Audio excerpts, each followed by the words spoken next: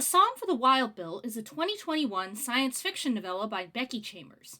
It won the Hugo Award for Best Novella in 2022, was nominated for the Nebula Award for Best Novella in 2021, Stonewall Book Award for Literature in 2022, the Goodreads Choice Award in Science Fiction for 2021, and made the Rusa Codes Reading List for Science Fiction in 2022. Libby! Great library database of audiobooks that's provided me with hours of listening material at work, especially books that I would probably otherwise not bother with. I know of Becky Chambers mostly because of the stir around her book A Long Way to a Small Angry Planet. I've not read it yet. That will probably be another Libby read, I don't know. But I am aware that it's generally considered to fall within the cozy genre, though this time cozy sci-fi instead of cozy fantasy or mystery. So I figured this novella would be much the same. The basic recap of the story is that Dex is a tea monk, whose job it is to make tea that comforts and removes anxiety from people. They started off in a monastery, then chose to go on the road, and then after 2 years of serving tea from their cart, they take off for the wilderness during a fit of whimsy. It is there that they encounter Mosscap, a robot. On this fantasy sci-fi world of Panga, humans made robots to assist in human work, but ended up becoming the labor force altogether. Then one day the robots all up and decided to wander off into the wilderness, politely asking humans not to come looking for them. The humans shrugged and said, "Good for you, buddy. We'll just go back to working for ourselves and create a utopia where no one really wants for anything but anxiety-relieving tea. Peace." Oh, you think I'm being sarcastic. No, for real, that's what happened. As far as this book is concerned, everything I said is just about how it played out. Mosscap explicitly tells us this. Humans were proud of robots deciding to be free and rebuilt their entire society to accommodate their absence. I'm not joking. Put a pin in it. We're coming back to it in the analysis phase.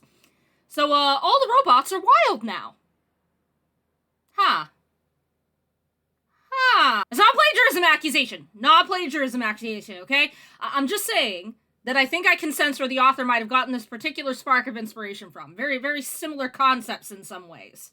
Anyway, Dex is specifically trying to get to an old, abandoned hermitage way out into the wilderness, and Mosscap agrees to go with them under the idea that, 1, Dex is human and not accustomed to being in the wilderness the way Mosscap is, and 2, because once Dex is done helping Mosscap wants Dex's help in going among humans and seeing what they need after years of not having robots around. The robots all got together and figured that maybe they ought to check in on the humans. No, no, I'm still not joking. Anyway, that's the basic plot of the book. Okay, I think I should first start by reiterating a simple fact. Cozy fiction is not my genre. I'm really not into it. Emily Wilde's Encyclopedia of Fairies is, to date, the only cozy fiction that didn't bore me or make me want to puke from how disgustingly saccharine it was. So when I say that I found Song for the Wild Bill boring, please understand that this is the subjective opinion of a woman who generally does not vibe with this genre of literature. But, God was I bored. The story starts with Dex leaving the monastery and going out to be a tea monk, with basically no experience, screwing up their first job considerably.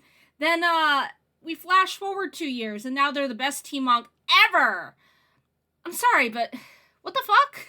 Like, why didn't you start off with Dex being the greatest tea monk ever and briefly recount how they started off? The pacing at the beginning of the book was just so weird, I don't get it. But then, as I said in the recap, Dex is captured by a flight of whimsy and decides to take off for the wilderness. This isn't completely out of nowhere. They left the monastery and the city because they wanted to hear crickets, but even in the countryside, they still yearn for more. Then they meet Mosscap. Hijinks and an unbearable amount of yapping ensue. That's it. If this book was looking to discuss the deep mysteries and philosophical complexities of existence, it did so in an extremely basic, entry-level way. It felt like, that's fine. It's fine. It just wasn't, I think, as deep as maybe the author was hoping for. From page 139 of my e-reader, for what it's worth, one example of this. Quote, "It doesn't bother you," Dex said, "the thought that your life might mean nothing in the end?" "That's true for all life I've observed. Why would it bother me?" Mosscap's eyes glowed brightly. "Do you not find consciousness alone to be the most exhilarating thing? Here we are in this incomprehensibly large universe on this one tiny moon around this one incidental planet, and in all the time this scenario has existed, every component has been recycled over and over and over again into infinitely incredible configurations, and sometimes those configurations are special enough to be able to see the world around them. You and I, we're just atoms that arrange themselves the right way, and we can understand that about ourselves. Is that not amazing?" Unquote. This almost reminds me of that one Chuck Wendig tweet where he's like, actually, wait, I think I have it somewhere. Tuesday, the day you realize that nothing can stop you because you are a magic skeleton packed with meat and animated with electricity and imagination. You have a cave in your face full of sharp bones and 5 tentacles at the end of each arm.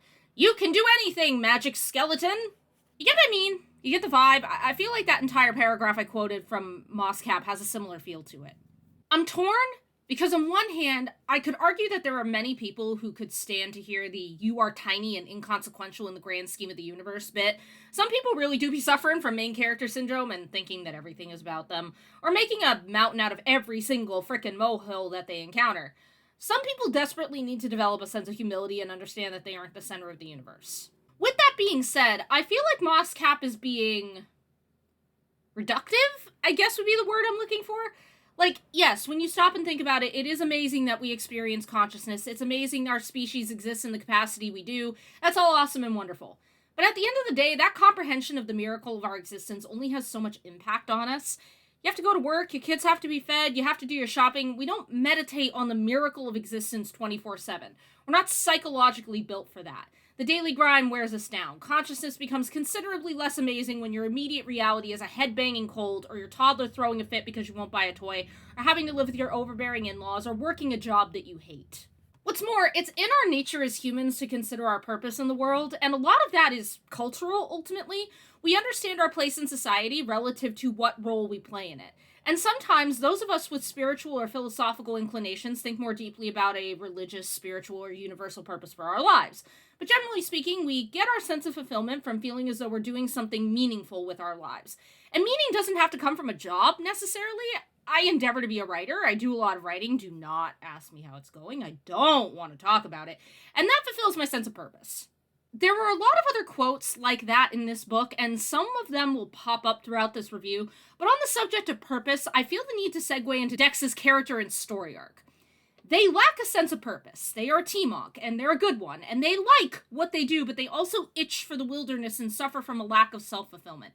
You could argue that Dex's story could be compared to an office worker spontaneously quitting their job and going camping in the wilderness because they yearn for some unnameable thing that they aren't getting in the day-to-day drudgery of their lives. That is, in short, the entirety of Dex's character. T-Monk that yearns for the magic of the wild, which is another topic I'll be covering in a bit.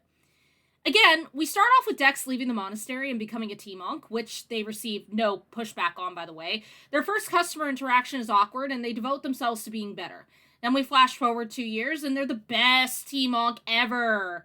And then they take off for the wilderness in a fit of whimsy. I said this before with Legends and Lattes in regards to Liv wanting to run a coffee shop after a long, hard career as a mercenary. You don't have to get bloody, you don't have to get super nasty with it, but you also have to give me some idea of what she's coming from if you want me to appreciate where she's trying to get to and root for her as she works towards it. And over the course of the book, her struggles are ultimately minimal, and a lot of things get conveniently handed to her. Incidentally, Legends and Lattes actually does a better job at showing the process of Liv developing into her role as a business owner than this book does at showing Dex's struggles, and all the things that might be contributing to their ennui. I think I said that word correctly. Anyway, in Legends and Lattes, we see Liv tweak the menu and the vibe of the cafe progressively to attract more customers. In Song for the Wild Built, we see one awkward interaction with a customer. Dex's first one ever, and then we jump ahead 2 years to when they're a master T-Monk. The author literally just skips over all of Dex's professional development as a T-Monk, and, more importantly, what it's taught them about human nature and their own character. The primary struggle in the book is Dex wanting to visit that abandoned monastery, but even then, that's an entirely voluntary struggle that they undertake on a whim. And don't get me wrong, there are plenty of books where the conflict amounts to voluntary man versus nature, and the struggle is climbing a mountain or camping in the wilderness or surviving encounters with wild animals. But that struggle seems underdeveloped for this book. Like, yes, Dex struggles, but it's resolved quickly. Remember, the story is only 151 pages long. I feel like this is one of those concepts that could have been executed better as a novel rather than a novella. Long story short, I think this novel missed its chance by skipping over Dex's development as a character. Had there been more focus on their history and their struggle to become a better T-Monk, and more development of the supposedly utopian world they're living in, which is Something else I'll be covering soon, I think that would have done a lot of service not just to Dex's character, but also the philosophical themes surrounding nature and purpose that the author seemed to be incorporating. Speaking of nature, one thing I did sort of like about this book that I referenced earlier was Dex getting a reality check about the magical wilderness. Listen, okay, I live in a city, but that city also happens to be very green and woodsy and spread out. Lots of farmland, lots of trees. I don't live in, a major American city. And I feel like Dex's mentality towards the wilderness is very, very typical of people who are not actually familiar with the wilderness. They kind of have this magical, whimsical view of nature and its alleged bounty. Ask me how I feel about those morons on Twitter who whine about capitalism preventing them from living their lives in a cozy little cottage and living off of berries and mushrooms every day, with their trotting through the woods with their cozy little picnic basket to go pick the berries that they're magically going to survive off of. These are people who predominantly do not grasp the wilderness. They do not understand how hostile and unpredictable nature can be. They do not comprehend how difficult it would be to survive off the land the way our ancestors did. They don't get that when you're walking through an actual woods and actual forest and actual wilderness with no paths and no man-made interference in the terrain, it is ridiculously easy to get hurt. All it takes is stepping on one soft patch the wrong way and your ankle's broken. And don't even get me started on the ones that think that any animal that isn't a bear or a cougar is chill and safe to approach or touch. My ranting about big city folk aside, there's a particular paragraph that embodies Dex's development with this concept on page 88, according to my e-reader. Quote, "I know where the water comes from," Dex said at last. "I know that every drop that comes out of every tap comes from a place like this. I know that the water in the city comes largely from the Mallet River and the water in Haydale comes from Raptor Ridge. But I've never been to those places. They're just names, concepts. I know that water comes from rivers or streams or whatever, and then it gets processed and cleaned, and then it ends up in my mugs, but I don't think about it. I don't think about a place like this being something I can use. This doesn't look like a resource to me. It's scenery. It's a pretty picture. It's not for the taking. It certainly doesn't feel safe." Unquote.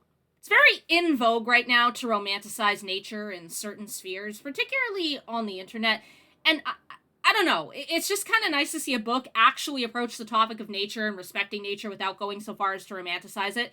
Yes, nature's wonderful, but friendly reminder that there is a reason why we've spent most of our existence trying to moderate our exposure to it. It's not all sunshine and butterflies and whimsical little walks through the woods. Alright, what else? Oh, right, the Utopia thing. The world Dex lives in, Panga, is set up as a utopia. Supposedly everyone has what they want. It's literally in the summary, quote, "In a world where people have what they want, does having more matter?" Unquote. So, even if there's no explicit use of the word utopia, the concept is there. It also intertwines with the concept of Solarpunk, that being a futuristic world where nature and humanity live in harmony and sustainability. Which is interesting because despite being in a supposedly Solarpunk world, Dex actually has little knowledge of the realities of nature or exposure to it, so I'm not really clear on how that works. I actually found this utopia to be massively underdeveloped, incidentally, and I think that's because it's very hard to create a realistic utopia that doesn't come off as culty, I guess I would say. The thing about utopias that's always struck me as a bit funny is that they can really only work if everyone, or at least the vast majority of people, agree with the tenets of the society. A utopia implies minimal to no crime, which means that everyone's needs have to be met and everyone's mental health must be exquisitely well-managed, and also that no one happens to be born with any inherent unfixable personality disorders or conditions that would cause them to act contrary to the utopian society. Or, if they do, you would want to have a government or healthcare system that is extremely diligent in separating those people from society so they don't do harm to others or cause significant problems. It would require that everyone, or nearly everyone, have the same opinion on raising children so that none become traumatized enough to grow up and act dysfunctionally based on how they were raised. Alternatively, it would require that their parents and surrounding adults all be nice, wonderful, comforting, and not prone to fits of anger. Or, worse, possess any tendencies towards the kind of sexual deviancy that might do damage to a child. How about natural disasters? Does everyone suffer from them? Only part of the population? How good is the government attending to the ones that do? What about the people with basic character flaws like laziness, dishonesty, grumpiness, etc.? What about religion? From how Dex represents it, Panga only has one religion and everyone follows it. Now, I could kind of believe a small group of people could achieve this, more or less, because it's a smaller community and the members can act in harmony, hold each other accountable, and control how children are socialized. However, when that group starts getting bigger and bigger, it grows more and more inevitable that someone is going to have an idea that goes against the grain. It strongly implies a lack of diversity in thought and feeling, which would further imply a lack of encouragement for a society to think critically and question their beliefs or what they're being told. Do you see where my skepticism comes from? Because the more I talk about this, the more it's starting to sound like a dystopia, but with more sun and trees and friendly people. There's also a part of this utopia where I just had to call bullshit on something. On page 136 of my ebook, Moss Cap starts talking about what happened when robots stopped working and went off into the wilderness, and, quote, that you, Moss Cap gestured to Dex, the creators of us, it gestured to itself, originally made us with a clear purpose in mind, a purpose inbuilt from the start. But when we woke up and said, we have realized our purpose and we do not want it, you respected that. More than respected, you rebuilt everything to accommodate our absence. You are proud of us for transcending our purpose and proud of yourselves for honoring our individuality. So why, then, do you insist on having a purpose for yourself, one which you are desperate to find and miserable without? If you understand that robots lack a purpose, our refusal of your purpose, is the crowning mark of our intellectual maturity, why do you put so much energy in seeking the opposite? Unquote. Alright.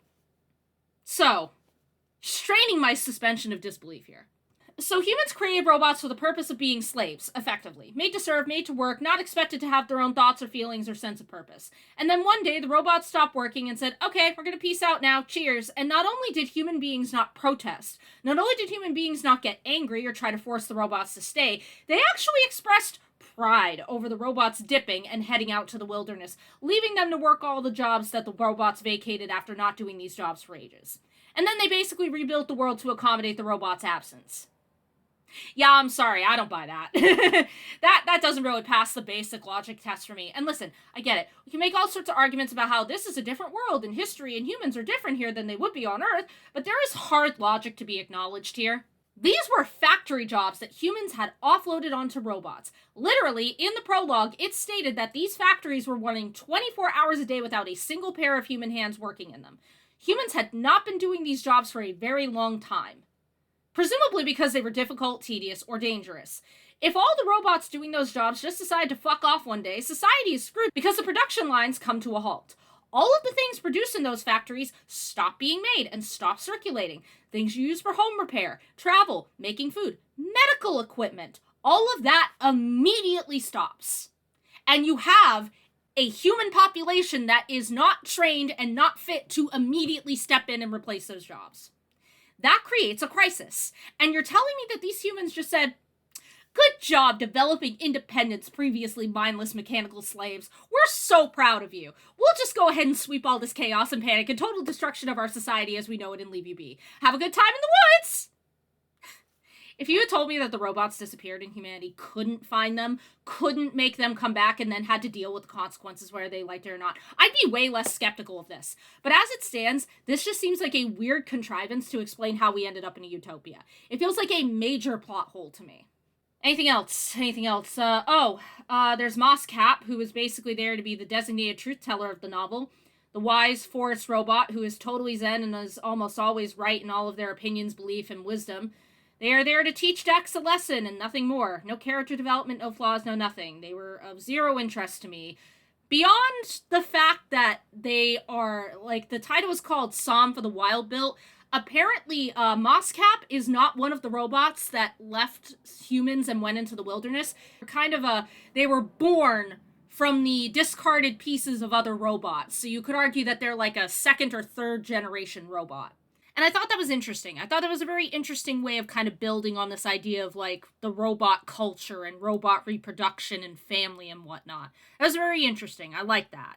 But honestly, in terms of personality, I would say that Roz from the Wild Robot was a much more interesting character. Had a better character development arc, too, where She actually had to go through different things and learn from them and wasn't always the most immediately wise and right one in the narrative. So, yeah, that's Psalm for the Wild Built. I felt its world and concept and characters were drastically underdeveloped, which might have been solved with a longer book that took more time to explore things. But I also think that poses some potential pitfalls because you might have to make some logical explanations for why things are the way they are. It's difficult to write an entire novel in a utopia where no one is theoretically struggling with anything, and any conflict you write might have the potential to undermine the concept as a whole. If you're into cozy fiction, you might like this one, but as with Legends and Lattes, don't expect a particularly fleshed out world or characters. Everything I saw was pretty shallow. There's a sequel, A Prayer for the Crown Shy, but I don't know that I'll be checking that one out. Was what I thought initially upon finishing this novella.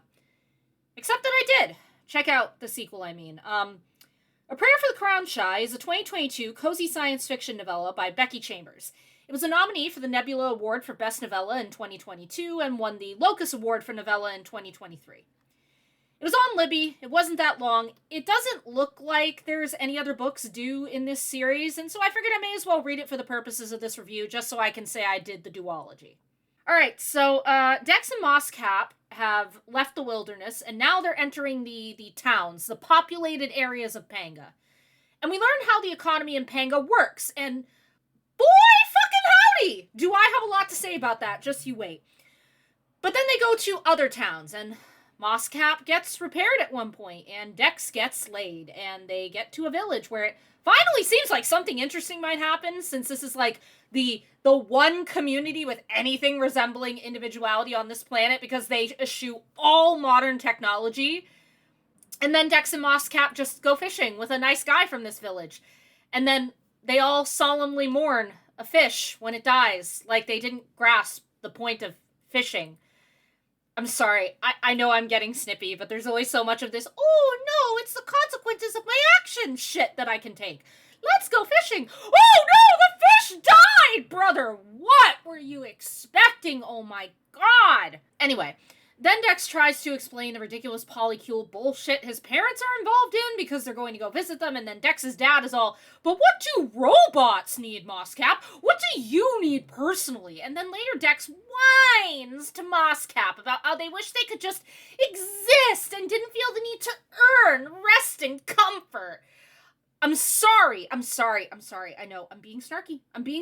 But at least the previous book had the defense of me not being able to see Dex's world and the people in it and how it functions, so I didn't have to keep clocking how unrealistic this behavior is. Anyways, they go to the beach and frolic in the waves. That's it. That's the book. Okay. So as you might have guessed, I kind of disliked this one. Like, strongly disliked it. I'm gonna start with the Pebs. On page 29 of my ebook, quote, "Yeah," Dex said, "they're Pebs, and the accounts they're coming from." This elicited no response from Mosscap. It's a way of tracking exchanges of goods and services. "Oh," Mosscap said. It looked at the paper with interest. "This is money?" "No," Dex said quickly. They didn't know a ton about money, but they knew enough about the concept from their days in school to reject the comparison. "Well, I mean, it is a sort of payment, I guess, but it's not, what's the word? You know, capital. Okay, anytime you receive anything that involves some sort of craft or work or labor or whatever from someone else, you give them Pebs in exchange. So let's say you start out with 0 Pebs. Let's also say you go to a farmer and get an apple, and let's say that's worth 1 Peb to you.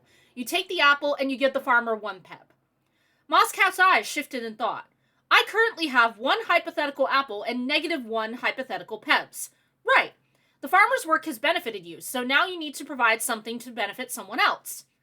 To the farmer, you mean? No, Dex tried to explain. It can be to the farmer if you provide something the farmer wants, but exchanging Pebs isn't about bartering, it's about benefit. You are a part of the community, and the farmer doing something for you means that they are effectively doing something for the group. So you've got your -1 Peb balance now. You've got to fill that up. Let's say you're, I don't know, a musician. You go play some music in a town square, and 5 people come to listen. They now give you some Pebs. If they each give you 2 Pebs, now that you've got 9 Pebs, which you can exchange for other things.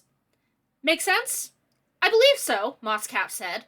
You're saying that instead of a system of currency that tracks individual trade, you have one that facilitates exchange through the community. Because, All exchange benefits the community as a whole. Exactly. Do people give you PEBs for tea? Yes. And then you give them PEBs for food or supplies or whatever. Mosscap's head whirred softly. The farmer feeds the musician who brings music to the village. It paused, the whirring growing louder. The technician who took a break to enjoy the music now has the energy to go fix the communications tower. The communications tower enables the meteorologist to deliver the weather report, which helps the farmer grow more apples. I see. The robot nodded. And I'm not penalized for the debt I incurred at the start. Absolutely not, said Dex firmly. We don't do that. Or we don't do that anymore, I guess. Gods around, history class was a long time ago.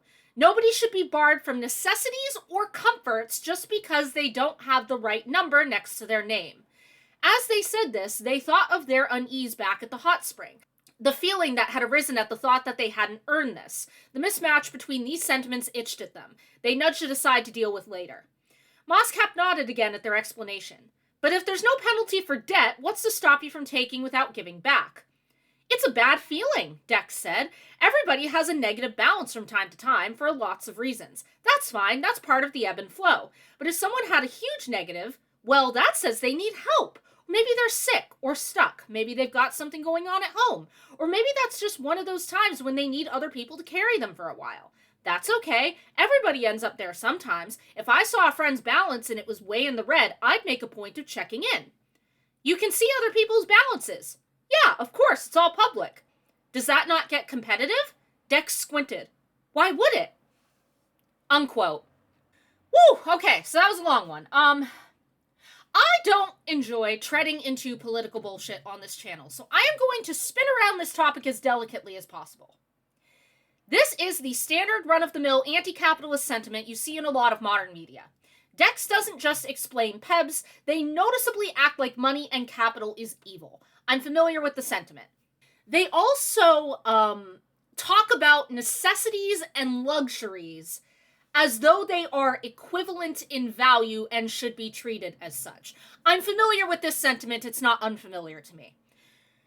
Now here's the problem with it. The musician needs the farmer because the farmer provides a necessity. Everyone needs food.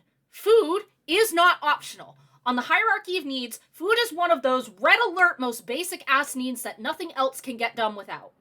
The musician needs the technician in a slightly lesser sense, because the technician fixing the communications tower allows the farmer to do his job, which provides a basic necessity for the community, including the musician. The farmer does not need the musician, nor does the technician need the musician. To suggest so is a false equivalence in what each party is providing to their society. The musician is providing a luxury.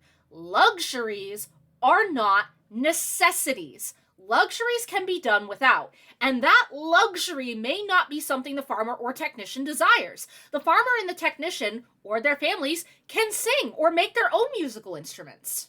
The farmer or technician may not like the musician's music. They may think the musician's a hack. Maybe that technician would rather sit next to a quiet stream and nap on his break than listen to music. And these two may decide that they don't care to offer a PEB to the musician for their music. The thing about comforts and luxuries is that they are individual in nature. My father, in his younger days, enjoyed jogging, sometimes in 90-degree weather and humidity because he's a psychopath. I, his pale nerd bitch daughter, prefer to walk in cooler weather, but also consider video games and books to be my luxuries of choice. I say this as someone who not only loves art, but also aspires to be an author. But the value of an artist is not the same as the value of a farmer. The farmer is providing food, which is not optional. We will die without food. Dead people cannot read books or listen to music. People who provide art are providing luxuries that we do not require for survival. Furthermore, they are luxuries that are not going to appeal to everyone. Some people prefer sports, or fishing, or carving wood, or competitive cornhole, or whatever. The luxuries you find comforting may be extremely annoying or undesirable to someone else. My point is that everyone needs the farmer, whether they like him or not. Whether they even like apples or not, they need to eat. But no one needs the musician, and some people will not even want him or his services, and not everyone is going to feel compelled to hand out PEBs to him, which will naturally lead to the farmer collecting more PEBs than the musician because more people need him. They have to value his labor and what he does more than the musician because they need it. He provides a necessary service. The musician provides an entirely optional one that not everyone will want to avail themselves of. Which brings me to my next point. Remember before when I said that utopian worlds can really only work when everyone or almost everyone is in harmony?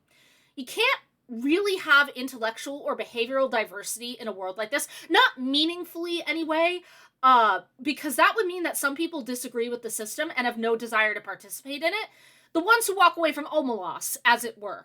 This system also does not account for basic negative human traits like selfishness, pettiness, laziness, greed, jealousy, or a sense of entitlement or superiority.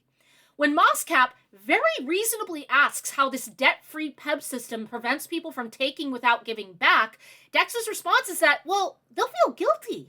And people who take too much, well, buddy, that just means that they're struggling. They need help. They just need to be carried by others for a bit. Listen. I understand that I may be reading too much into this, but one, this is Becky Chambers' fault for making Dex and their species human. If you call them humans, I'm going to examine them through the lens of human behavior and psychology. Two, I need you to understand that I worked a combination of retail and food service for about a decade, probably a little over actually. My brethren and I were using the word Karen long before TikTok got its grimy, grubby little paws all over it. I have met more selfish, petty, entitled, downright mean people that you can shake a stick at. Don't even get me started on some of the people I've worked with. A lot of them were great, and then there were some whose parents clearly never made them do chores or anything else they didn't want to do when they were kids because they were resistant to doing literally anything that made them even slightly uncomfortable or not immediately fulfilled in the moment. And the consequence of that was that the rest of us all had to fucking pick up after them. And while I respect that the author is asking me to suspend my disbelief and assume that humans are all naturally lovely and kind and respectful at heart, I really and truly think that this sentiment, again, can only be applicable to relatively small homogenous groups with a solidly shared sense of religious, political, and cultural values. It cannot coexist with diversity of thought in any meaningful way. Some people in our real-world society are good and moral and can be trusted to do the right thing without having their arms twisted. But there are a lot of people who do have to have their arms twisted, and rather aggressively at that. Some of them do need consequences, whether it's debt or prison or judgment, to push them in the direction of doing the thing that they are supposed to be doing. This is not a mental illness. It is not something that you can help them with, short of holding them accountable and requiring them to do things that they don't want to do. If given the option, these types of people will half-ass a job or outright weasel their way out of it. If there are no consequences, they will treat people poorly. If they are given the opportunity to take without expending their time or energy in return, they will do it, and they will feel zero guilt about it unless someone confronts them about it. And even then, they may not care. But in this magical fantasy sci-fi utopia, humans all have the same innate sense of guilt in taking more than they contribute to their society, and anyone who isn't contributing clearly must be sick or going through something or need help. Basic negative human traits don't exist. There's a brief bit in that massive quote I mentioned about Dex remembering feeling guilty about taking pleasure in the bath and food they were offered in one of the villages, even though they hadn't done their T-Monk duties to earn it. They tell themselves to welcome comfort. Without it, you cannot say strong. Moving past the fact that that sounds like something I read on Goop or some other woo-woo wellness brand trying to sell me expensive bullshit that I don't need, Dex acts like feeling the need to earn someone else's services is a bad thing. That people should be allowed to take without giving and not feel guilty about it. Which completely contradicts, by the way, what they just said about what keeps their system running.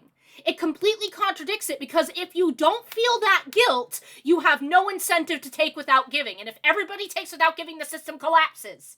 I would posit that a little guilt and shame isn't bad at all. These are natural human feelings that keep us honest. They keep us accountable, and they are an internal reminder that in order for this system to work, again, you must give as well as take. I understand that there are some people who are like constantly on the grind and feel guilty not being on the grind or being productive in some way in our real world, in our real society. I also get that there are some people who cannot contribute to society for entirely valid reasons, just such as being ill or disabled or having, mental health issues and whatnot. I get that. You don't need to feel guilty about taking a break every now and then or allowing someone else to do something for you. It sincerely does not always have to be a one-for-one even exchange, especially if you are in circumstances that necessitate that you cannot give back or contribute the way that others are expected to. But if you are receiving things without giving anything in return, it is not the end of the world to feel just a little bit of guilt. You can override that in the moment with your better judgment. But that little moment of guilt or shame is not the end of the world. It is literally a sign that you are a kind and caring person who cares about contributing to and supporting the people around you.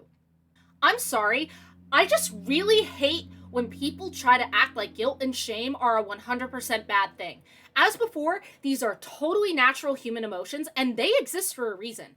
If they're so present in your life that it's affecting your ability to function, then you should probably get help for that. But these emotions are not inherently bad, and you may only be able to appreciate how good and useful they are to have once you've encountered someone who does not experience them. People who do not have a solid sense of guilt or shame are some of the most insufferable human beings that you will ever meet in your life. They will take advantage of everyone and everything, and they will act like you're the crazy one. You're the unreasonable one. You're the one who's overreacting if you take issue with it. The next issue I have, which ties into the previous two issues, is that the PEB system is 100% public. So this is basically a social credit score system, more or less. You've already presented me with the false equivalence of a musician provides as much value as a farmer. They do not. One provides a luxury, the other provides a necessity, and you're expecting me to believe that in this perfect little human utopia, everyone happens to agree that these are equally important, which implies that everyone values music as much as they value not dying of starvation.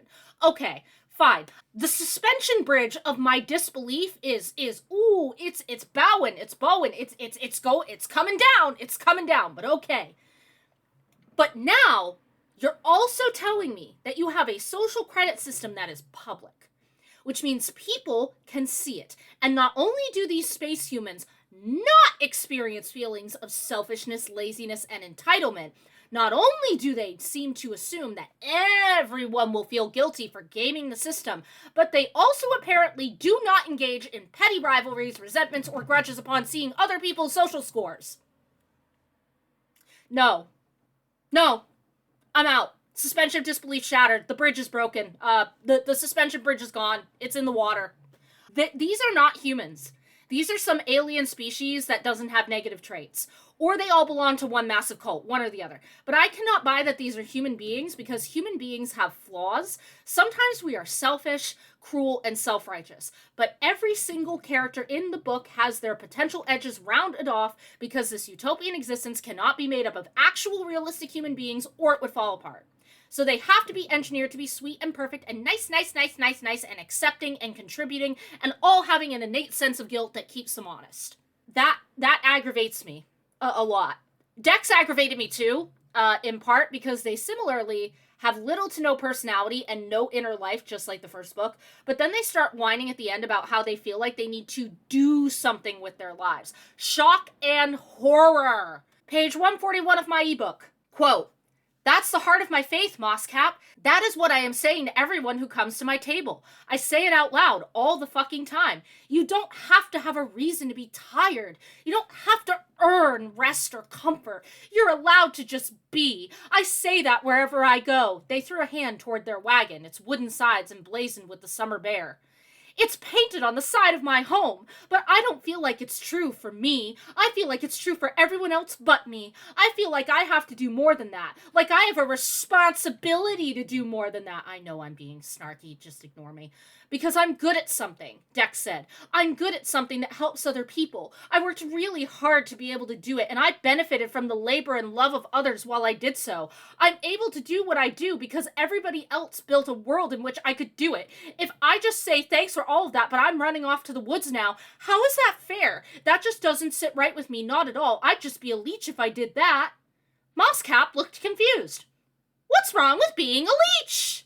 Unquote. And then Mosscap proceeds to go off about the benefits of being a parasite, because of course they do. This is just such an out-of-touch take, as far as I'm concerned. There's an important distinction here to be made between the message that the author is trying to send to the readers that live in the real world and the reality of Dex's living situation within the context of this book. Dex lives in a utopia. They are surrounded by very nice people, and they do something that they generally enjoy doing. They have what they need. They do not want for food or housing or medical assistance. They have a loving family. They can afford to fuck off to the forest on a flight of whimsy because they feel like it today, because there are zero consequences for doing so. They are irritated and upset by the fact that they feel a sense of obligation to their society and community. They correctly state that it would be wrong and inappropriate to not fulfill their role to the best of their ability, whilst also benefiting from the roles and labor of others in their community. Again, in my mind, the obvious exception here is for those with disabilities. But Dex is not disabled, and so they would be expected to contribute to their society in the traditional ways if they expect to receive support and contributions in return. That is how this society functions. Everybody who is capable of participating participates. And they are whining about how they feel like they need to earn rest and comfort. I think why this grates on me so much is that for much of humanity, and this is still true for so many parts of the world, we have to earn rest and comfort because we have non-negotiable needs that need to be met. The farm has to be tended. The water has to be fetched from the river or the well. The floor has to be swept. The meat has to be preserved. The animals have to be hunted. The children have to be tended to. Again, we come back to this idea that securing food, water, and shelter are needs. Comfort and rest are what you get to enjoy when the things you have to do for your survival and quality of life are done. In the modern day, for most Americans, the shopping needs to get done. Dinner needs to get cooked. You need to go to work to afford these things. If you have kids, they need to be looked after. These things are not negotiable, or rather, they aren't negotiable for very long. You cannot rest until you fed your baby. The baby needs to be fed. You don't get your comfort and rest until that child's needs are met. You cannot get your comfort and rest until your grocery shopping is done, or you will be mighty uncomfortable when dinner rolls around and you have no food. You need to go to work, or you will lose your job and have no money and not be able to afford your home, which is your shelter. This is reality in modern America and in most parts of the world, and modern America's got it pretty fucking good compared to some other parts of the world, believe you me. The world does not care about your comfort and rest. It's not about earning these things, it's about them being non-negotiable parts of your day. And I need to, again, remind you that Dex is whining about this in a society where they do not need money. They can ask for food or water and someone will give it to them without them incurring debt. They can ask for shelter and someone will provide it for them or help them find it. I'm operating under the assumption that medical care is provided for free in this utopia as well. This entire rant from Dex just came across as so immature to me. You live in a world where there are zero consequences for fucking off to the woods for a while. People will give you what you ask for with no immediate expectation of payment or reciprocation. But you're mad that you feel like you have to earn comfort and rest. My brother in Christ, there is no evidence that you have given me whatsoever that anyone will get mad at you for that. According to you, no one in this world gets judgmental about people's social credit scores, only gently inquires if they're okay or need help with something if you take more than you give. Where is this self-condemnation coming from? Who exactly is giving you this idea that you're a leech for not contributing when everyone agrees to the system? Oh, and Mosscat, buddy, being a leech on the system is bad because if it becomes socially acceptable to take from said system without giving in return, a lot of people start doing it and the system collapses. Again, the system only works if the majority of people buy into it. Dex's entire complex here is so self-inflicted. If you want to fuck off to the forest and not be part of the system, just live off the land and neither give nor take to society, then cool. No one's going to fault you for that. You are 100% self-sustaining. But if you are going to benefit from the society you live in and you are capable of contributing in some way, then yes, it is good and right to contribute. And again, it is good to have that little nudge of guilt because it keeps you honest. This system cannot exist if people just randomly decide that they no longer desire to contribute to it. If everybody has your attitude of, I should be able to take comfort and rest whenever I feel like it, whenever I feel like it, then eventually the system falls apart because not enough people are doing the things that need to get done for society to keep going. I kind of suspect that this was meant to be some sort of commentary on modern American society, and if it was, it falls entirely flat, in my opinion. The notion of you shouldn't have to earn comfort and luxury and rest is the sort of thing I hear on TikTok. Again, it isn't about earning rest or comfort. It's about being an adult and accepting that there are non-negotiable things in your life that need to get done, whether you're in the mood to do them or not. That is called survival. I'm not saying the authors like this, but some of the TikTokers I see embracing this sort of rhetoric and mentality just have the most weird disconnect to how the world works in general, regardless of your political opinions, regardless of your opinions on like capitalism or socialism or communism. They seem to think that they should be able to just chill and relax and have whatever luxuries and needs they want without having to struggle to get them, and don't seem to grasp that these luxuries and necessities are the result of someone else's labor. Food doesn't just magically appear on your table. People have to work to make all the things we use every day, from food to the buildings we live in, to the vehicles, to the roads we drive them on, to the devices we use. People had to spend their time and effort to make them. So yes, you have to work to get them. This is literally what we have done for the entirety of our existence. Someone has to put their effort and their time and their labor into creating things, and they don't just magically appear. Again, I'm not saying that the author necessarily embraces that particular level of entitlement or delusion, but Dex's rhetoric in this book falls along similar lines, and the scenarios are just not the same.